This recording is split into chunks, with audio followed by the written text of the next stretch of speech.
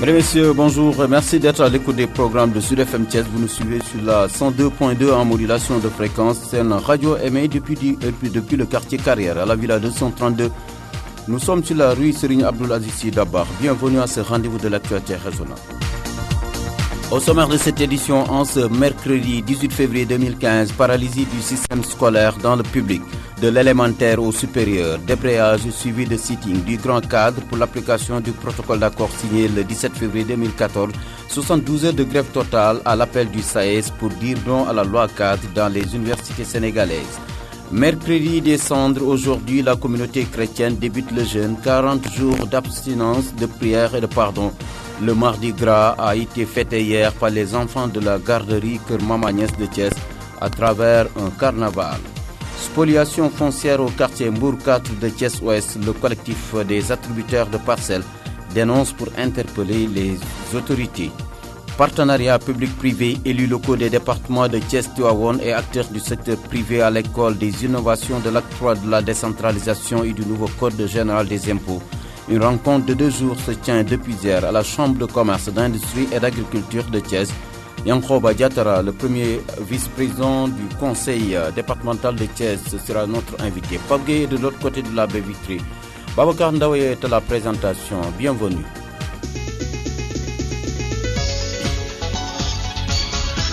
Babacar Ndaou. Vous redis bonjour. Grève des syndicats d'enseignants membres du Grand Cadre aujourd'hui. Déjà hier, un débrayage et un sitting devant les locaux de l'inspection d'académie de Thiès ont annoncé la couleur du bras de fer qui oppose enseignants et l'État du Sénégal. Youssoufi Thiello est le coordonnateur du Grand Cadre à Thiès.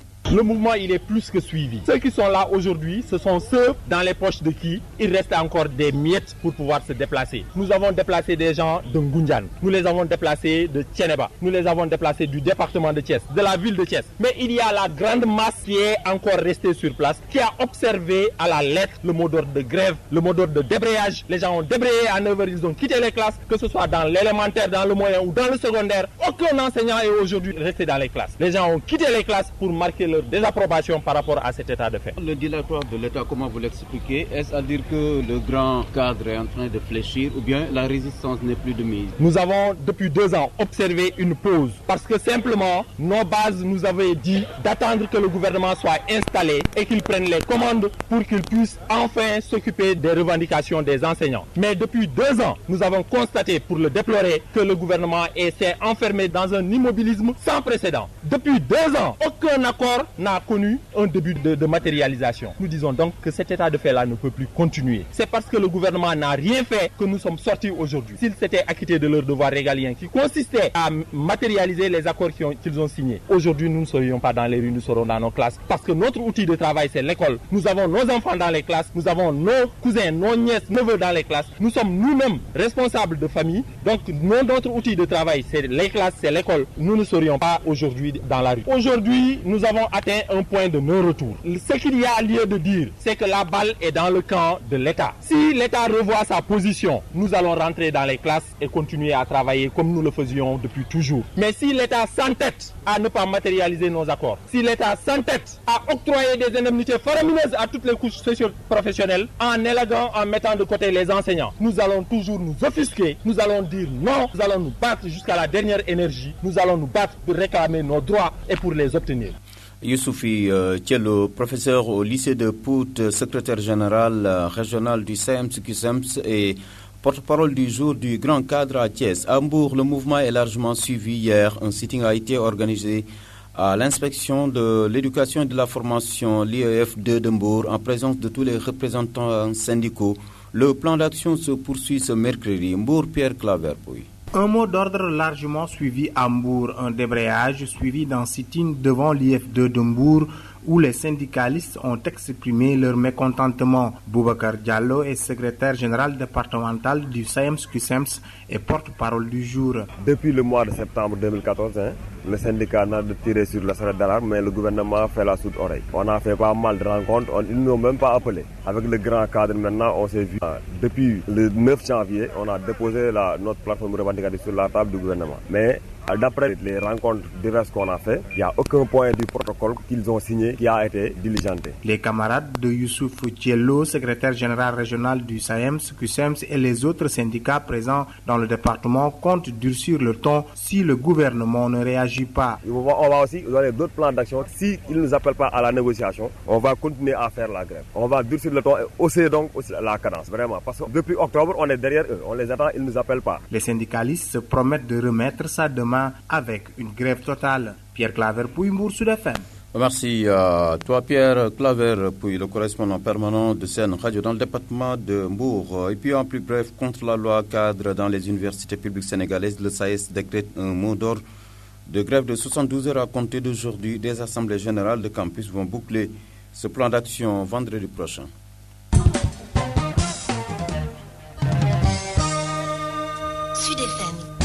Mercredi des cendres, aujourd'hui, la communauté chrétienne débute le jeûne, 40 jours d'abstinence, de prière et de pardon. Le Mardi Gras a été fêté hier par les enfants de la garderie Kër Mam Agnès de Thiès à travers un carnaval. C'était en présence de notre stagiaire, Maria Magandiaï. Mardi Gras, jour qui marque le début du carême catholique, la garderie d'enfants Kër Mam Agnès l'a fêté. Pour la directrice de la garderie, Madame Faye, en ce jour de Mardi Gras, la garderie en a profité pour organiser un carnaval, montrer leur union avec les enfants et l'existence de leur garderie. Pour cette journée, ça marque en quelque sorte le début du carême des chrétiens. Mais nous, on en a profité pour organiser un carnaval avec les enfants, marquant que nous avons existé pendant 35 ans. On est de tout cœur avec les enfants, de bon cœur avec les enfants, je veux dire. Hein? On prend l'âge des enfants, même si tu as 50 ans, tu te rabaisses jusqu'à 3 ans, 4 ans. Donc on est toujours ensemble. Elle note une bonne relation entre les éducatrices et les enfants, car elles ont été formées avant pour pouvoir gérer des enfants. La gestion de l'enfant, c'est une habitude, c'est une question d'habitude, une question de cœur. Si tu n'as pas de cœur, tu ne peux pas encadrer des enfants. Si tu n'as pas la foi, tu ne peux pas encadrer des enfants. On recrute des éducateurs qui sont vraiment très disponibles, très humbles et ils aiment les enfants. Des déguisements, calèches décorées n'ont pas manqué, juste pour rendre la fête merveilleuse.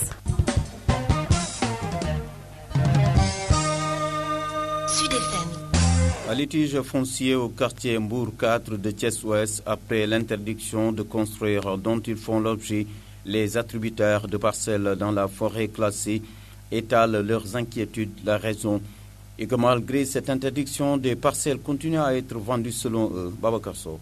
Les attributaires de parcelles dans la forêt classée de Mbour 4 ne décolèrent toujours pas. Après l'interdiction de lotissement ou de construction dont ils font l'objet, des personnes continuent de brandir de nouvelles lettres d'attribution dans cette zone, ce qu'ils ne vont pas accepter, disent-ils. Ibrahima Diallo est le président de l'association des attributeurs de parcelles à Mbour 4. Nous avons lutté pour ça. On a écrit au président de la République, mais à partir de maintenant, nous n'accepterons plus une lettre d'attribution sur une forêt classée. En fait, c'est au niveau de Thiès que cela se passe. Au niveau du ministère de l'Environnement, ils ne sont pas au courant de ce qui se passe. On fera de sorte que de rencontrer ce ministère-là pour lui mettre au courant de ce qui se passe à Thiès. Tout récemment, il y a quelqu'un qui est venu là-bas, il paraît qu'on lui a vendu une lettre d'attribution. Il est venu prétendre que c'est sa parcelle. Nous, on l'a dit niet. Des attributaires qui sont sur place depuis plus de 15 ans, à les en croire, et qui courent toujours derrière une autorisation de construire. Autorisation qui, disent-ils, doivent émaner du chef de l'État par un déclassement de cette forêt. Au partenariat public-privé, les élus locaux de Thiès-Tivaouane et acteurs du secteur privé en conclave de 48 heures depuis hier à la Chambre de commerce, d'industrie et d'agriculture de Thiès. Objectif échanger sur les innovations de l'acte 3 de la décentralisation et le nouveau code général des impôts. Yankhoba Diatara est le premier vice-président du conseil départemental de Thiès. Nous souhaitons institutionnaliser des rencontres périodiques parce que je regardais un document donc, sur le Maroc qu'on nous avait distribué lors de Africité donc à Dakar. Mais je vois que par exemple, une ville comme Rabat fait plus de 200 jours de formation pour ses élus, ses cadres et autres. Mais au Sénégal, la formation est périodique, sporadique. Souvent, c'est le ministère. Et nous avons pensé à Thiès, il fallait que nous puissions nous-mêmes donc des initiatives et ça a été salué. Et demain, le receveur des impôts et domaines va se focaliser sur les impôts locaux, donc nos potentialités économiques et naturellement, certainement, ça va beaucoup aider. Donc maintenant, il y a deux préoccupations que j'avais partagées aussi avec les maires. J'ai une expérience dans la gestion des équipements marchands. J'avais dit qu'à la mairie, si j'avais la possibilité responsabilité. Je vais confier la gestion des équipements marchands, c'est-à-dire que les marchés à un opérateur privé. Ça, la loi le prévoit par le système de la régie. Parce que la déperdition fiscale que nous avons connue pendant plusieurs années à Thiès est liée à ça. Il y a un manque de communication, de dialogue. Yankob Diatara, que nous retrouverons en fin d'édition, il est l'invité du 10h. L'Agence régionale de développement de Thiès, bras technique des collectivités locales, s'engage à les accompagner pour la mise en œuvre de ce partenariat. Chérif Diagne est le directeur de l'ARD de Thiès. Parmi les innovations apportées par l'acte de la décentralisation, il y a entre autres des aspects de partenariat public-privé. Et quand on parle de partenariat public-privé, naturellement, le secteur privé local doit être informé d'abord. Quand on a suivi un peu les débats dans la salle, on se rend compte qu'effectivement, le secteur privé est très peu informé des mutations qui s'opèrent et par rapport auxquelles ils ont un environnement, en tout cas parsemé d'opportunités qu'ils n'arrivent pas à saisir parce qu'ils n'ont pas compris un peu les enjeux. Donc, je crois que ça a été une belle initiative. Nous allons apporter par le biais un peu d'un expert en matière d'impôts et donc de fiscalité toute la question, toute la problématique axée sur les innovations, changements apportés par le Code général des impôts, ce qui va permettre en tout cas aux acteurs, aussi bien du côté du collège local que du secteur privé, d'avoir toute la dimension relationnelle qu'il y a lieu de tisser et de renforcer entre le secteur privé et les collèges locaux. Chérif Diagne est le directeur de l'Agence régionale de développement de Thiès. Parmi les opérateurs économiques présents à cette rencontre, un expatrié thiessois rentré au Bercail, Baïserine Sam, c'est de lui qu'il s'agit. Il salue ce cadre de concertation entre élus et acteurs du secteur privé.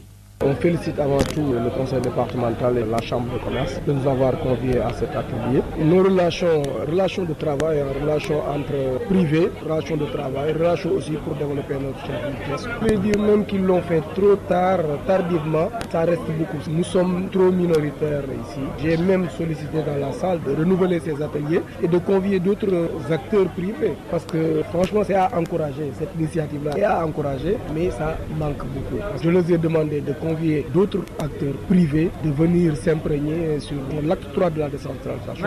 Parce qu'on l'a entendu depuis des années et des années, mais cette vraie décentralisation n'est pas encore réalisée sur la. Vous êtes des opérateurs économiques, des prestataires de services, à la limite des fournisseurs. Est-ce que parfois vous n'êtes pas victime de ces lourdeurs administratives pour entrer peut-être dans vos fonds, entre autres? Oui, des fois on a des difficultés, mais bon, vous savez que nous sommes nouveaux dans le domaine. On ne s'est pas permis de nous plonger à fond dedans, donc on ne peut pas se dire qu'il y a des lourdeurs à 100%, mais parce que non seulement on a des lourdeurs entre privés et collectivités locales, mais on l'a avec d'autres entreprises privées. Donc cette lourdeur-là n'existe pas seulement au niveau de collectivités locales, mais c'est partout. Ces ateliers peut-être peuvent nous permettre d'alléger tout ça et tout.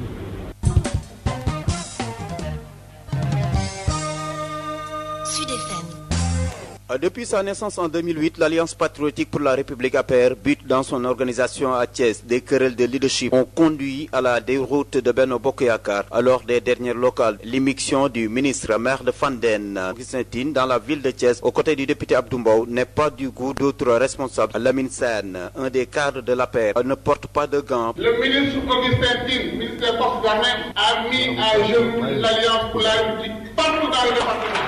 Augustin Tine,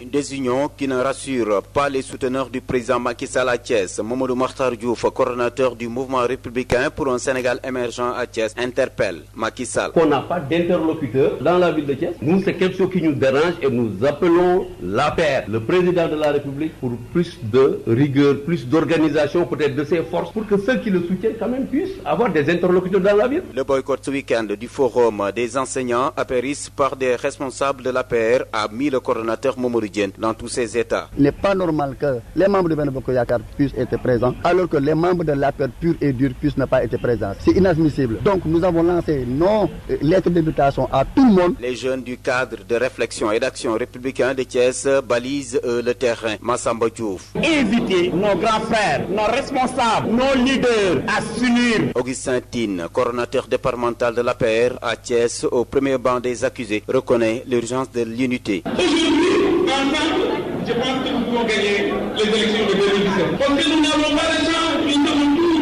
Nous devons gagner le premier tour. Pour gagner le premier tour, il faut être ensemble. En attendant l'arbitrage du secrétaire général de l'APR sur le cas de la ville de Thiès, chacun prêche pour sa chapelle. Maodo Malik Mbaye, d'un côté, les amis de Mimi Touré, le mouvement Siré Maki, du DG de la Poste, Sirédia Andoudalel Maki, Elentine et son mouvement pour un Sénégal d'éthique et de travail, le maire Mamadou Dieng du mouvement Dekebi. La liste est loin d'être exhaustive. Une dispersion des forces qui fragilise le camp présidentiel à Thiès.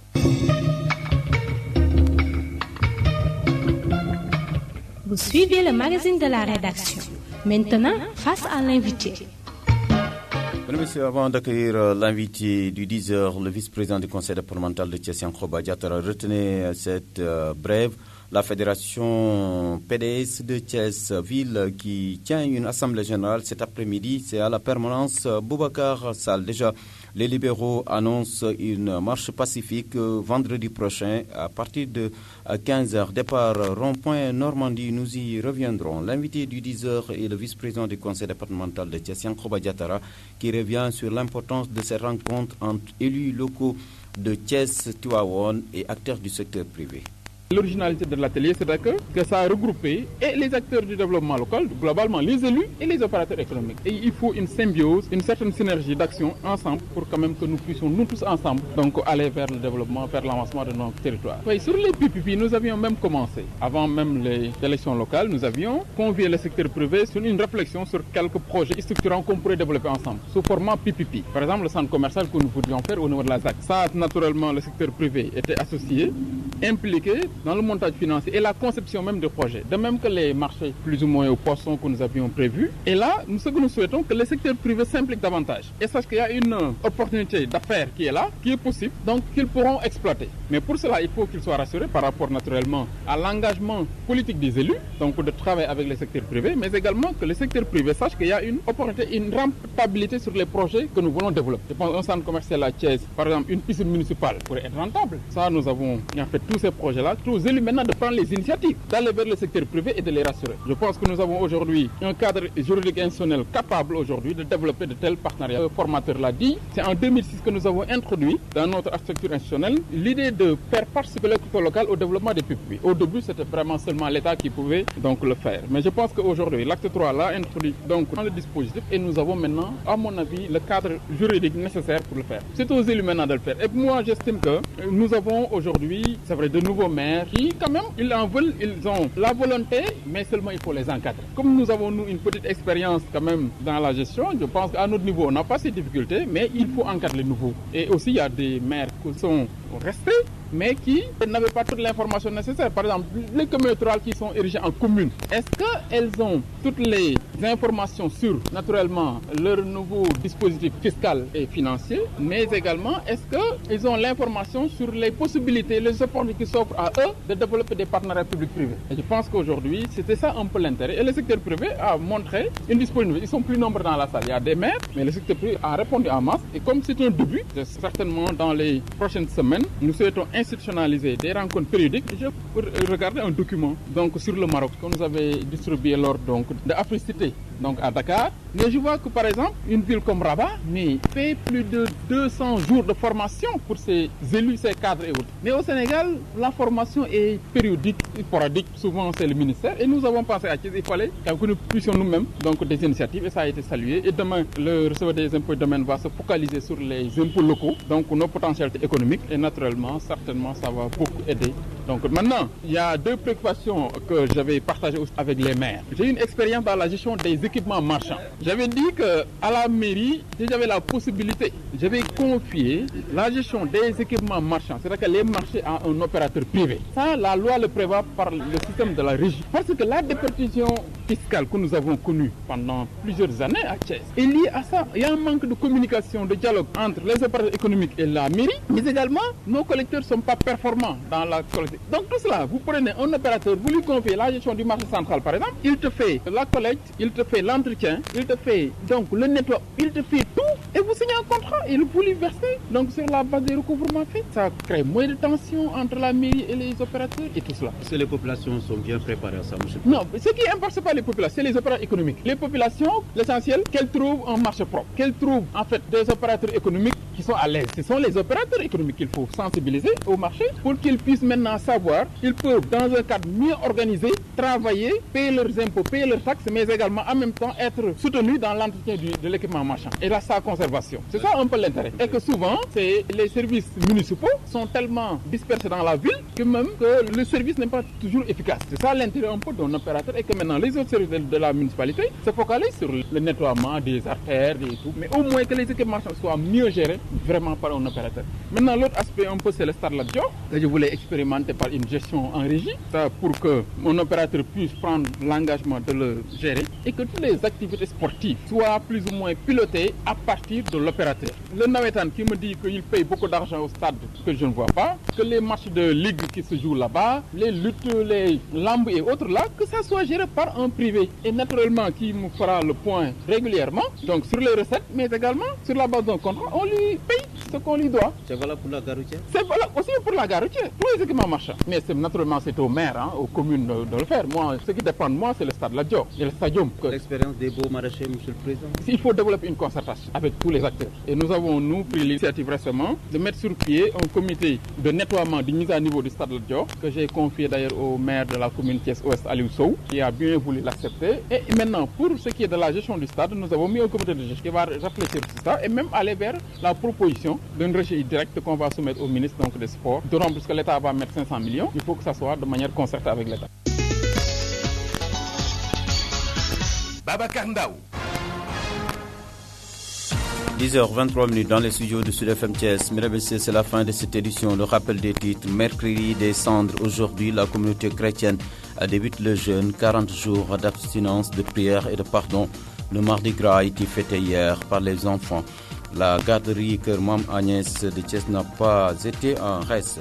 Spoliation foncière au quartier Mbour 4 de Thiès-Ouest. Le collectif des attributaires de parcelles dénonce pour interpeller les autorités municipales et locales. Paralysie du système scolaire dans le public au Sénégal, de l'élémentaire au supérieur. Débrayage hier suivi de sitting du grand cadre pour l'application du protocole d'accord signé le 17 février 2014. 72 heures de grève totale à l'appel du SAES pour dire non à la loi cadre dans les universités sénégalaises. Un partenariat public-privé, élus locaux des départements de Thiès-Tivaouane et acteurs du secteur privé à l'école des innovations de l'acte 3 de la décentralisation et du nouveau code général des impôts. Une rencontre de 2 jours se tient depuis hier à la Chambre de commerce, d'industrie et d'agriculture de Thiès. À ce propos, le premier vice-président du conseil départemental de Thiès, Yankhoba Diatara, était l'invité du 10h. Un journal qui est à présent terminé. Ce journal vous a été présenté par Babacar Ndaw. Pape Gueye en a assuré la mise en onde. Merci.